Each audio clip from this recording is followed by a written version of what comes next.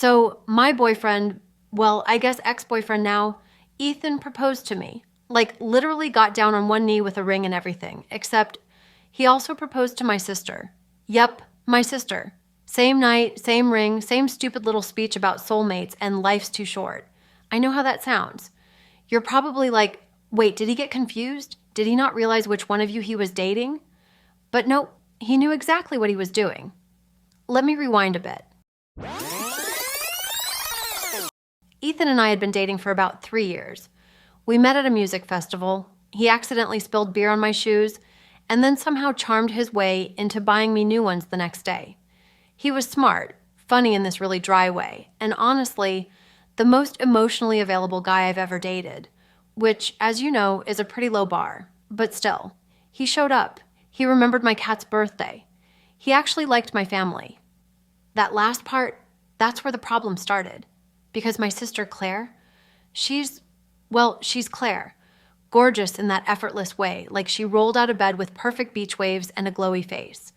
She's also always been the golden child. Class valedictorian, full ride to NYU, published her first poetry chapbook at 25. And people just love her. I do too, obviously. But growing up next to her was like living in someone else's highlight reel. Anyway, Ethan met Claire about a month into our relationship. I introduced them at a birthday brunch, and I swear the air in the room shifted. At the time, I brushed it off as one of those, my sister is objectively attractive and charming moments. But looking back, I think that was when it started. The little side glances. The weird chemistry I tried to ignore. Over the years, there were moments that made my stomach twist. Like the time I walked into the kitchen and found them laughing over some private joke, just a little too close. Or how he always asked me to invite Claire to our little getaways, saying it was more fun with the three of us. I told myself I was being paranoid, that I was projecting my insecurities. You know how good I am at gaslighting myself. But then came the weekend at the lake house. Ethan had rented this Airbnb by the lake. Just for us, he said. Romantic little escape. He even said he had a surprise for me. So I thought, okay, maybe it's happening. Maybe he's going to propose. I tried not to let myself spiral with hope, but you know me. I packed a white sundress just in case. We get to the lake house, and surprise, Claire's already there. She opens the door with this big smile, like it was her idea to greet us. I was confused, but Ethan was all, I thought it'd be more special with your favorite person here too. I didn't know whether to cry or roll my eyes. I mean, I love Claire, but come on. The weekend was weird, charged. Ethan kept disappearing with Claire to grab firewood or look for wine in town. And I kept making excuses in my head. Maybe they were just close because of me. Maybe I was reading into it because I was nervous. Then, the last night after dinner, Ethan stands up with this little speech. He starts talking about love and commitment and how the universe brought us together. I'm clutching my wine glass, practically vibrating with anticipation. Then he reaches into his pocket, pulls out a ring box and says, I love you, and I want to spend the rest of my life with you. I'm about to say yes when I notice he's not looking at me. He's standing between us, looking back and forth like he's waiting for a cue. I laugh, thinking maybe it's a joke, like a dumb prank proposal to freak Claire out, but he just keeps going. With both of you.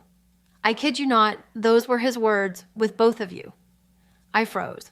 Claire did too. We looked at each other totally stunned. I said, what the hell are you talking about? And he said, and I quote, I've been in love with both of you for a long time. I don't want to choose. I think we could make it work. Together.